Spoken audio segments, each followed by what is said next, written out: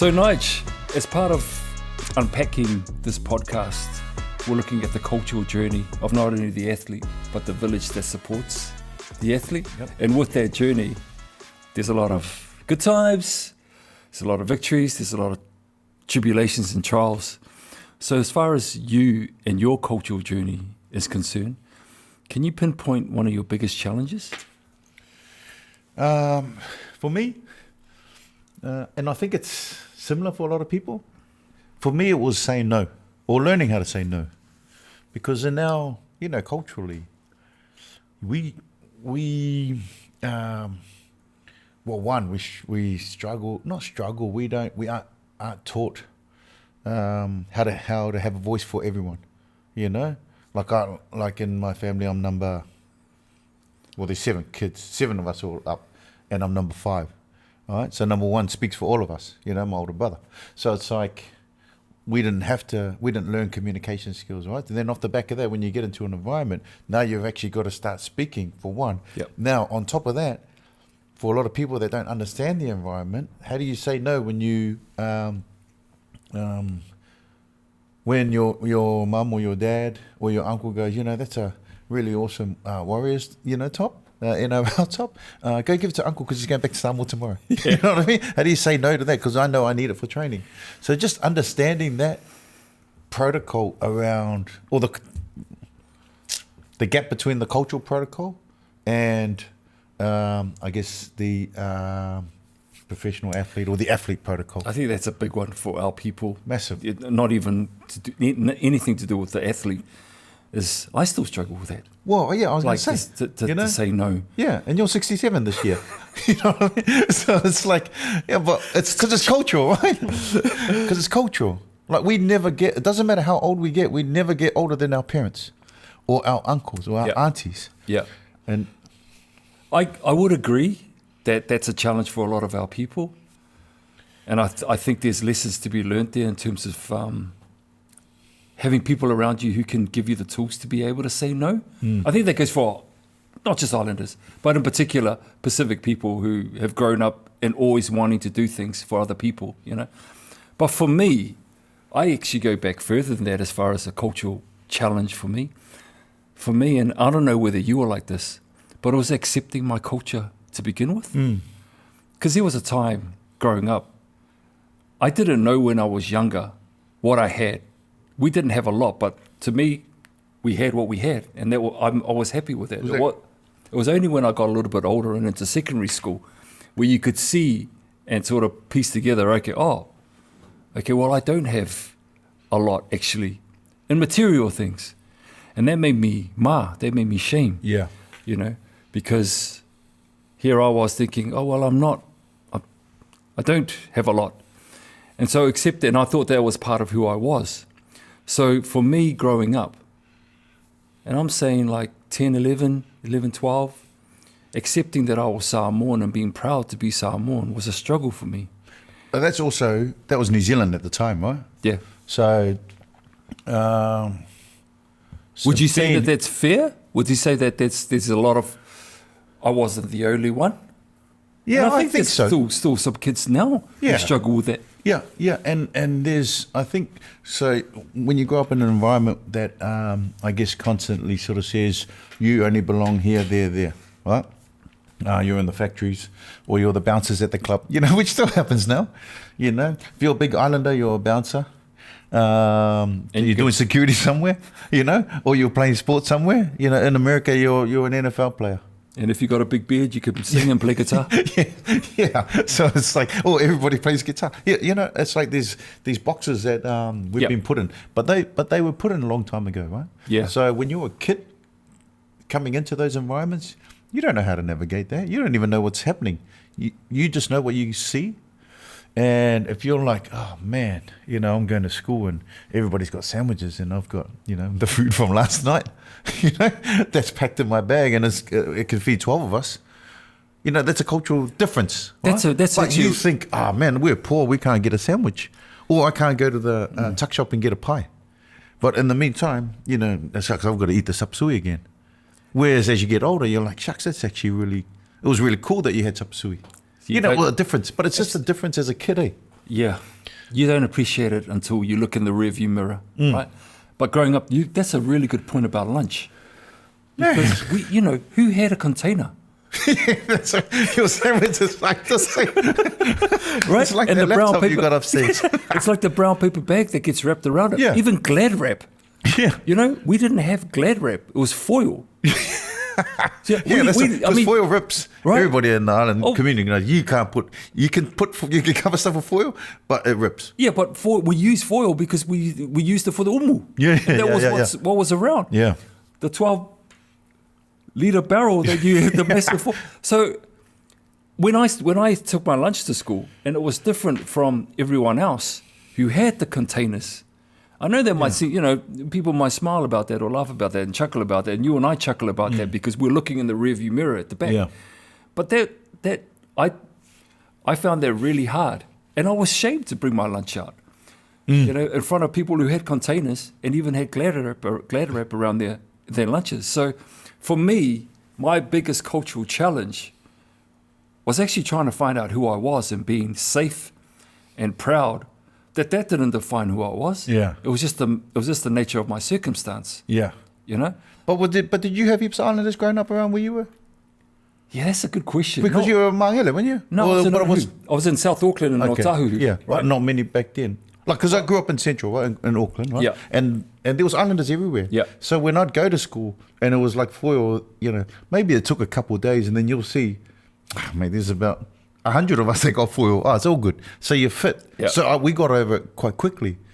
There's also another 100 with no shoes on. We're all good. You know what I mean?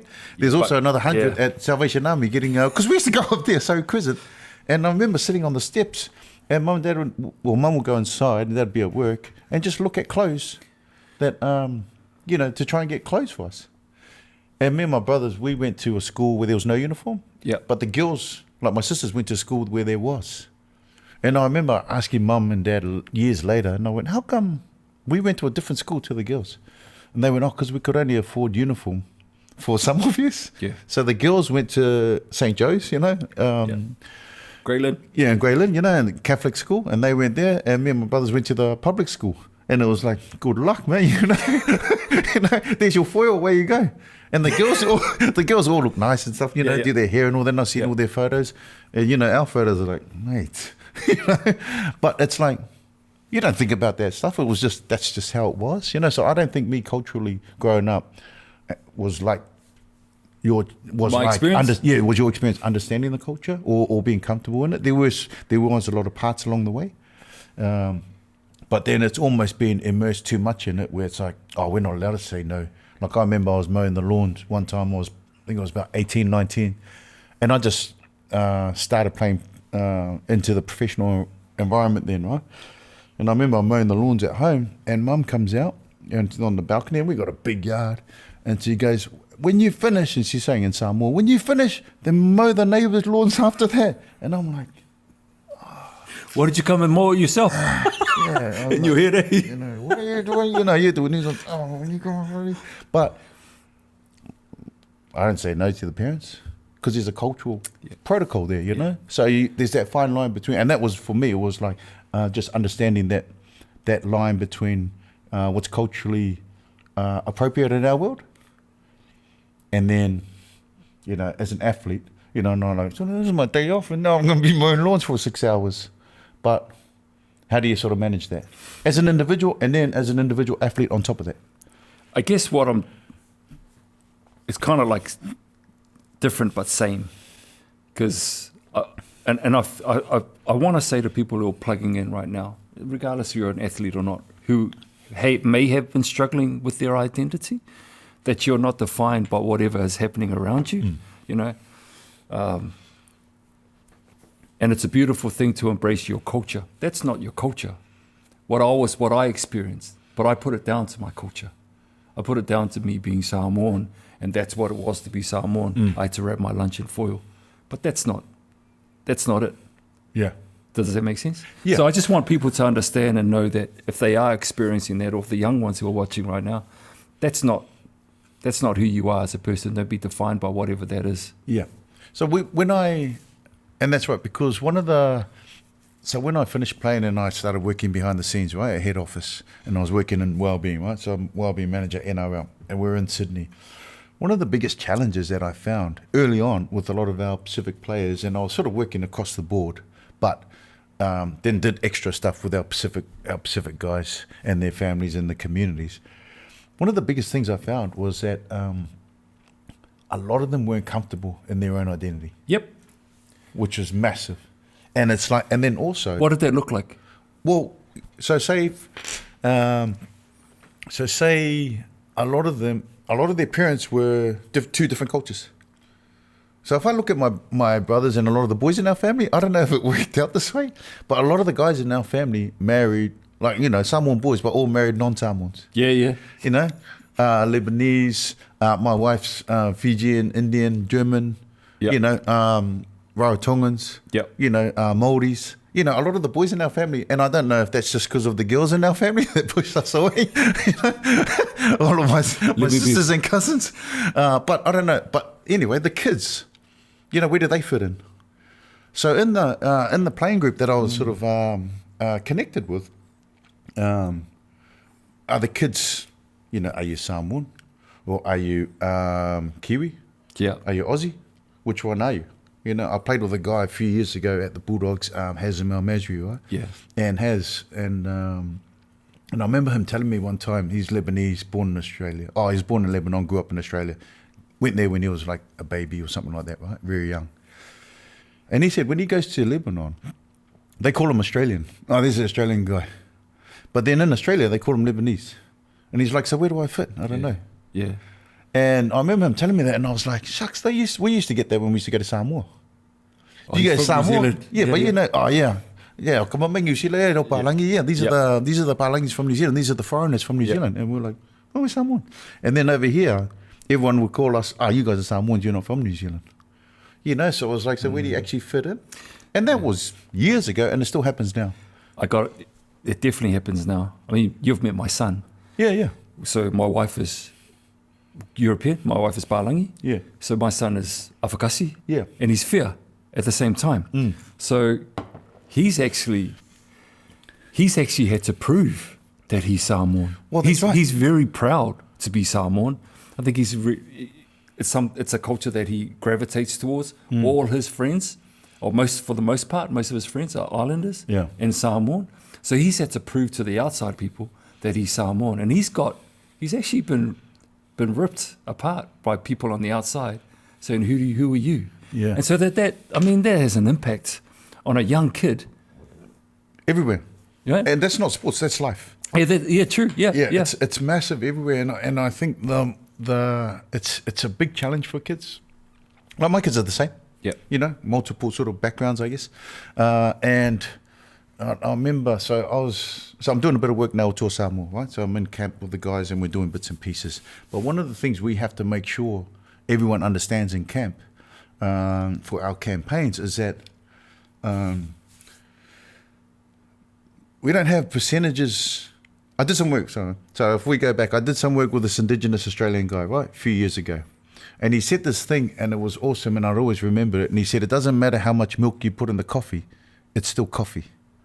You know what I mean? And they don't have, so Indigenous Australia, they don't have, you're a quarter of this or you're half of that. Yeah. You're Indigenous or you're not. If you've got a little bit in you, you're Indigenous. And then you go on your own journey to find out, whatever it is. And when we go into Camp Toa Samoa, we try and have a similar mindset where there's no such thing as quarter Samoan. Yep. You got Samoan in you, you're Samoan. But you're also blended with other stuff, which is awesome. Learn about your Cook Islands background. Learn about your Niuean. Learn about your American or your Swedish, your Danish, whatever it is. Learn about it because that's your makeup of your identity. And the more you learn about yourself, the stronger you become. Yep. To be able to sort of handle the people that go, oh man, you can't, you're not this or you're not that. That dude, there's a dude on YouTube, Palangi boy, that guy? The one who speaks Samoan? Yeah, fluent. Fluent. He's fluent Samoan. Yeah. But people look at him and they think, this guy's, a white guy from wherever. Yeah. And then the man starts rapping. Yeah. But it's like, oh, shucks. And I think what he's doing is really awesome because it highlights, that, you had this perception of me, but now I've just changed it in the space of 30 seconds. So remember that when you have the perception on the next person, and don't I don't ever say don't judge a book by its cover, but it's like don't just assume. Yeah, I like what you said there about giving that individual the armor to say, That's hey, right. this is who I am, and I'm proud to be who I am. And I guess from a village perspective, keep reinforcing that to your young ones, You have to. to your kid. Yeah, yeah. you have to. Keep. You're not a quarter of this. You're not you. That's where you are, and that's where you belong. You are Samoan. So we try and do that at home as well to my kids. You are Samoan. This is who you are. And the more you get familiar with your culture, and as you said, more you learn about it, you build up an armor to, because there are always going to be naysayers, right? There's always going to be people throwing You darts get it or everywhere. whatever, right? But if you can build that that armor, you become better equipped to be able to face it. So I think there's a role there for the village, regardless of the sport, but it regardless whether you're an athlete or whether you're in the sports environment, I think this is a good tool to be able to impart on your kids, especially. Yeah. One thing about sport as well is when you become a public figure, Yeah. you get more people attacking you, whether it's in in your world of media and that sort of stuff, or you're an athlete or whatever, you're an actor, you're in Hollywood, whatever. Yeah. You will get, the more profile you become, the more you will get challenged. So the stronger your core needs to be as to who you are as an individual, right? Did you see that thing with Izzy the other day? So Israel Folau? no, Israel Adesanya? yeah. And some guy sort of went up to him on the street and da-da-da, right? And I don't know what they're talking about, but it's like you're going to get challenged everywhere. So the more comfortable you are in your own skin, it's like, you know what? No, that's all good. And as athletes, we would get that, and I'd never come across it before until I became an athlete. Yeah. And I think because growing up, all of our kids we had a lot of Islanders in the area, so it was like, it wasn't really a thing. But then when I sort of went straight from school into, even the school I went to was mostly Islanders, right? So even when I went into the athlete world and I had to go into all these different, I think I stayed at hotels, and the Islanders all there, all doing concierge, or they're parking the cars, and concierge also, by the way, those are the go-tos at hotels, man. They know everything, man. Yeah. So when you need to go down the back lift and, and sneak out somewhere to go see some people, they know how to go to the service lift. But, it's like we had to learn differently. And when people ask us, oh, where are you from? Da-da-da. Because one thing is like, oh, so you're Tongan. Yes, cool. Oh, can you speak Tongan? No. Oh, you know what I mean? And so for a lot of people, that's how they measure their culture, and their own identity. But if you're on a journey and you go, no, I can't speak Tongan, but I'm learning. Marolele. You know what I mean? So it's like, oh, okay, cool. Seipe. Fefe hake. Fefe hake. Oh, cool. Say mali. Oh, you don't know those ones. You don't know those ones.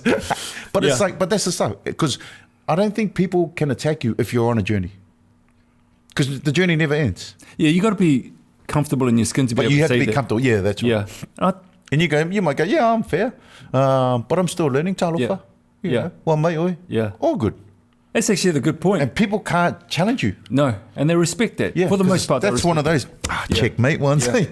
For young athletes, and this may be, I say athletes, but this may be across the board for anyone, any young person, who's trying to navigate their world and their way in this world. What things are in place in sport that you've seen now that help an athlete to come to terms with their culture and be proud of their identity? So we set up the Pacific programs for the NRL. It was probably about 15 years ago, right? Or 10, 15, something like that. And one of the first things we did was language classes. Cool. We did Samoan, Tongan, and Māori. Offered it to the guys for free as part of the wellbeing program, right? This is at NRL, right? And I sort of knew that if we could just light the fuse with these guys to get them to sort of see that the game is actually supporting them on understanding more about themselves and who they are, and helping them by just doing that. It was only I think we only did like a 6 or 8 week sort of program, and just run it with them, and then they're like, oh, actually, you know what? I thank the game for actually acknowledging that we exist, Pacific people exist in this world. Two, I thank them for actually putting in place some programs for me to actually learn about my own culture away from sport, and which is learning about myself. What the game was getting, and this is how I pitched it to the upper HQ, to the big dogs, was that the more they know about their culture, the more they're responsible to their culture, right? And for a lot of our guys, if you get a contract or you go to a club, that's cool. It's like a job. It's like work, right?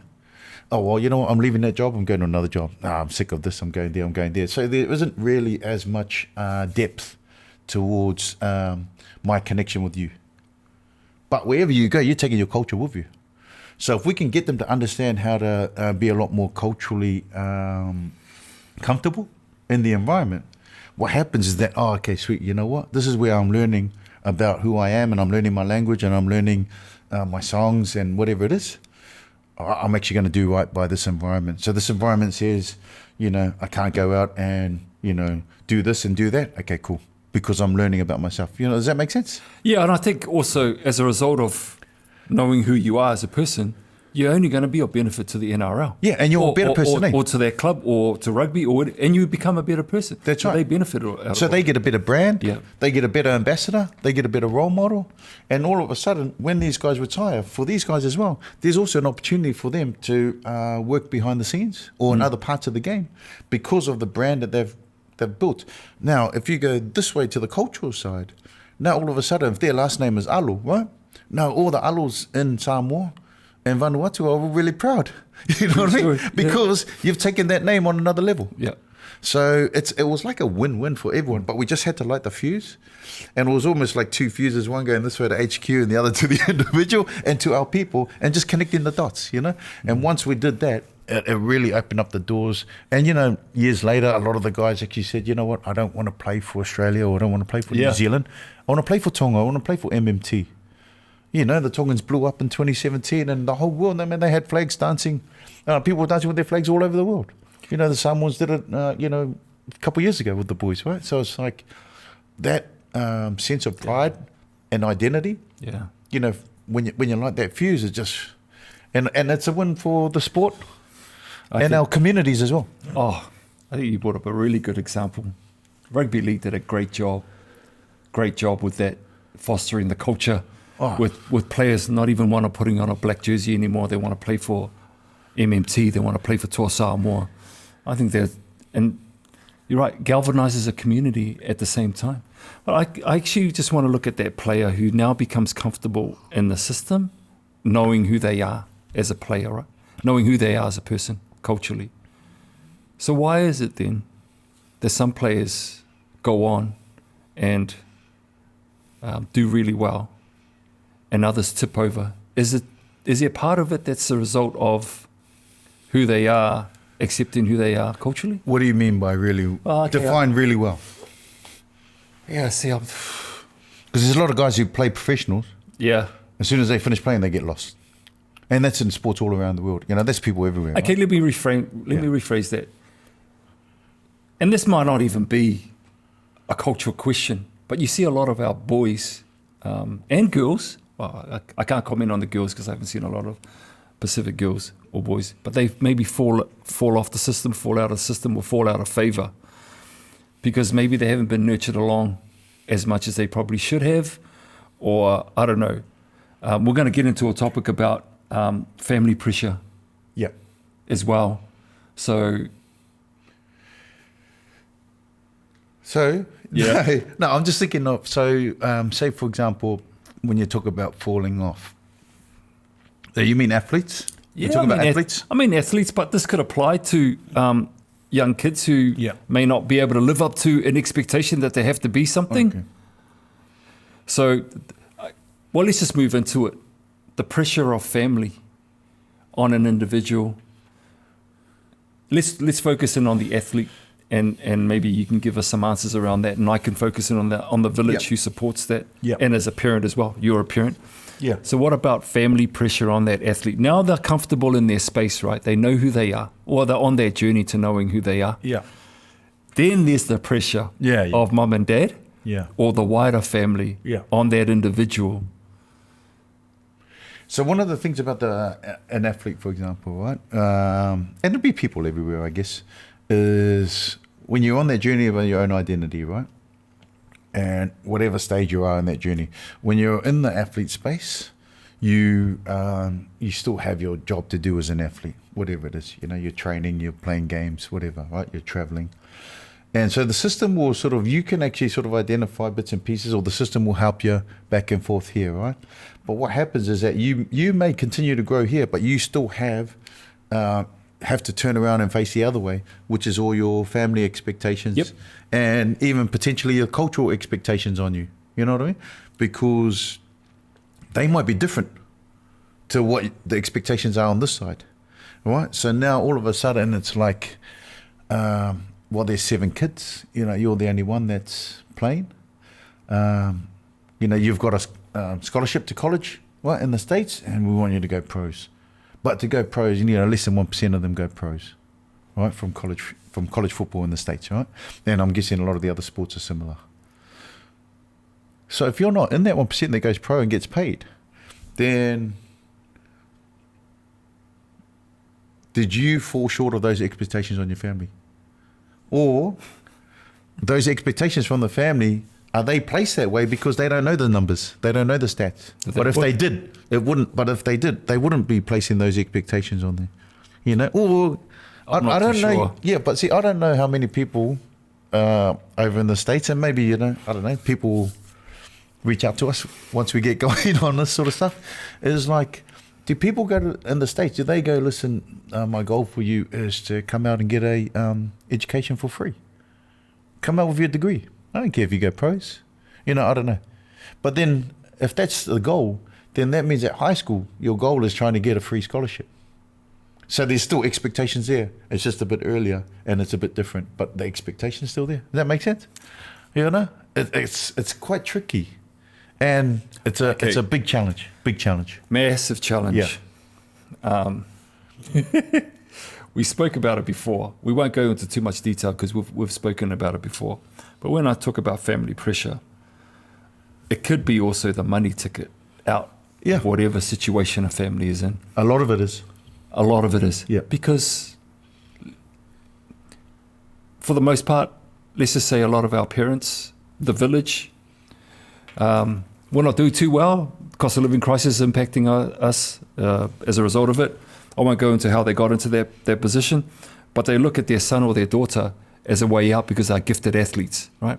And already, one, that's pressure on that individual because mum and dad are saying, go get that contract to save our family. So that's one.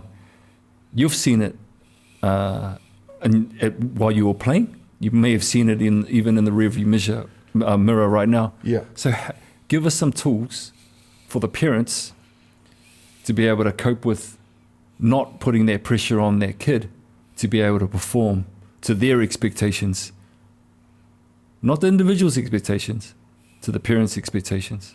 So, you know, like, so if you, and this, like, I think is based mostly around money, right? Yeah.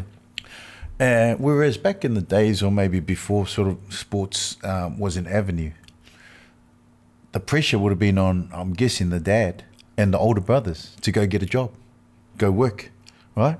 And there's still kids now that are the oldest in their families that had to drop out of their last year in high school or drop out of school to go and get a job to support it, right? So that's the money sort of pressure, I guess, that comes from just trying to survive in this world, right? For a lot of our people, right? And so I think what's happened quite recently, I won't say recently, maybe down these ways in the last probably 20, 30 years, maybe a bit longer elsewhere over in the States and wherever else, is that now sports is an avenue to get out.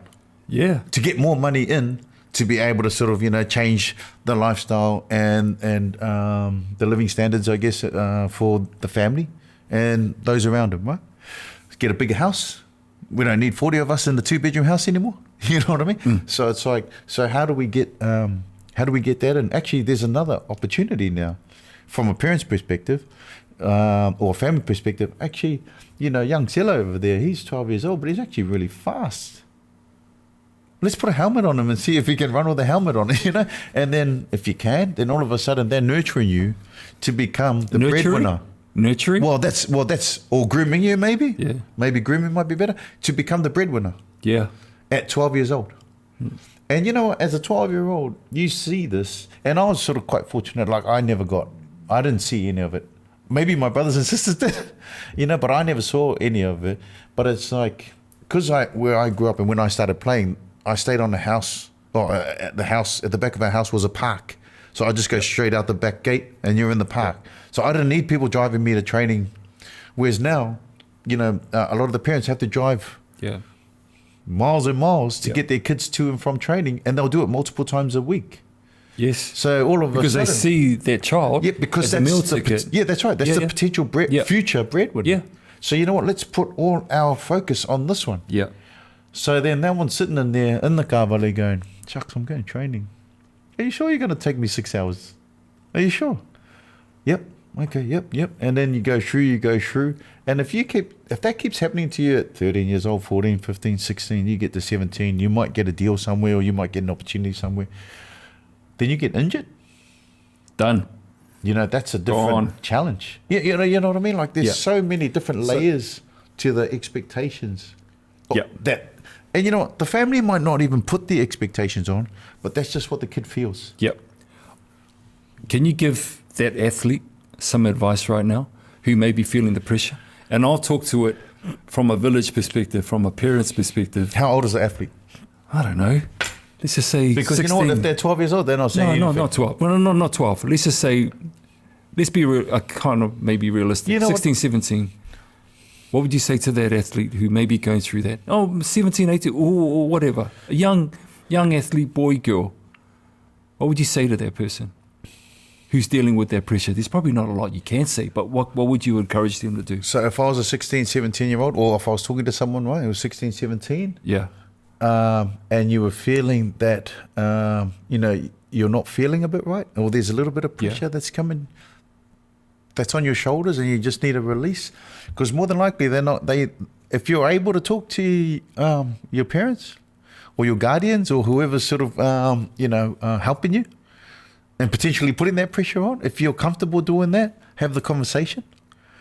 All right, but if you can't, which I think a lot won't be able to, I think find an older cousin or an older brother that you could share with. That's not too far. So if you're 16, there might be someone who's 20 or 25. That's a little bit older, but it's more comfortable. Within the family. Yeah, within the family, or it may, I think it'll help within the family. But if it's not in the family, someone from a similar culture, because if I went so on our street growing up, we had one Palangi family, right? Next door. Yeah. But if I went to Terry, who was the dad, I still remember his name. If I went to him and I said, "Oh yeah, I'm feeling a bit of pressure from Dad. Can you go talk to him?" Oh yeah. This Palangi guy come over and talk to my dad. No. He'll still be lying in the backyard right now. But it's just sort of. So you are listening?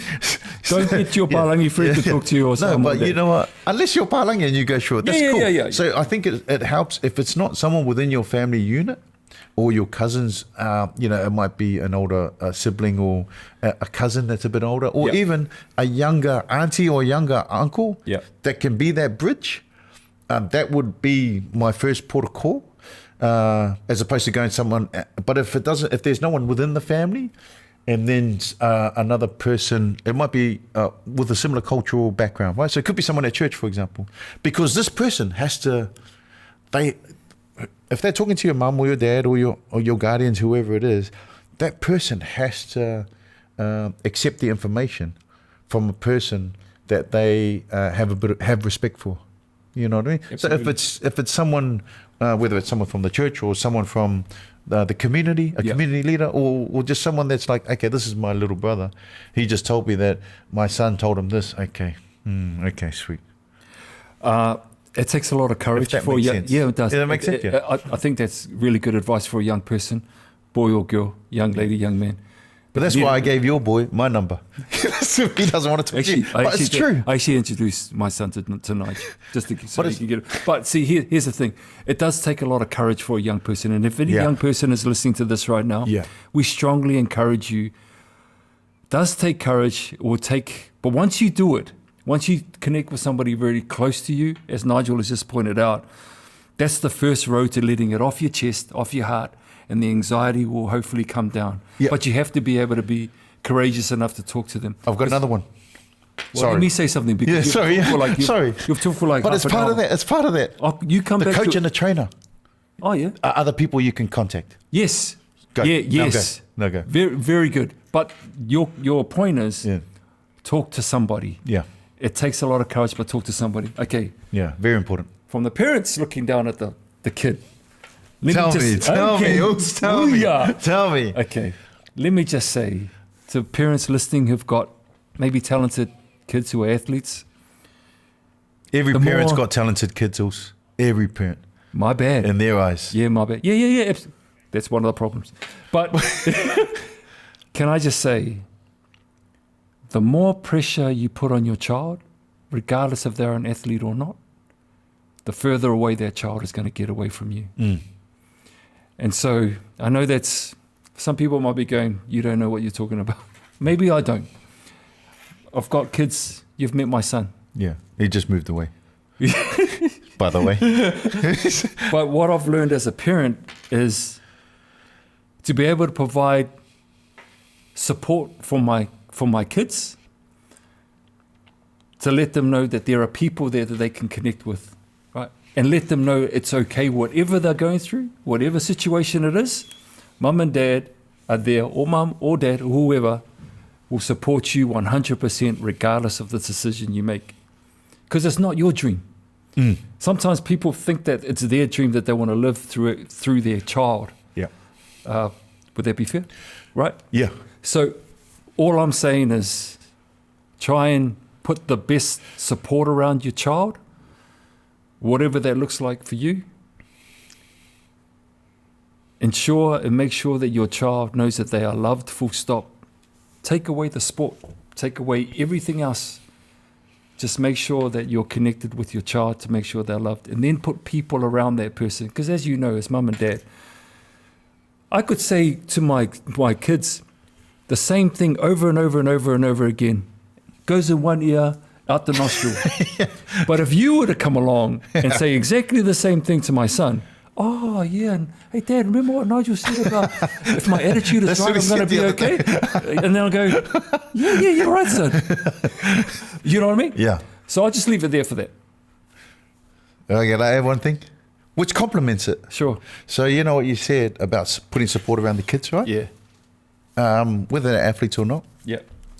Whatever journey they're on, if they know, like you said, if they know that they're loved, you just have to keep, I think that has to be the constant. You have to keep telling them. Yes. You know what? I know I'm driving 6 hours. I'm driving you to training for 6 hours, and we've been on E for enough, for petrol for the last 2. But you know what? Doesn't matter if it doesn't work out. Yep. Because we've had an awesome time in the Carvalese for 6 hours singing our songs, and having our chat. So it's a win anyway. So you know what? Just go out there, have fun. But regardless of what happens, we're still a family. I still love you, and just enjoy the journey. And if it's that stuff, eh? Yeah. And it's like regardless of what happens. Your child is more than the sport Massively. that they're playing. Yeah. Seki, we'll leave it there. Yeah.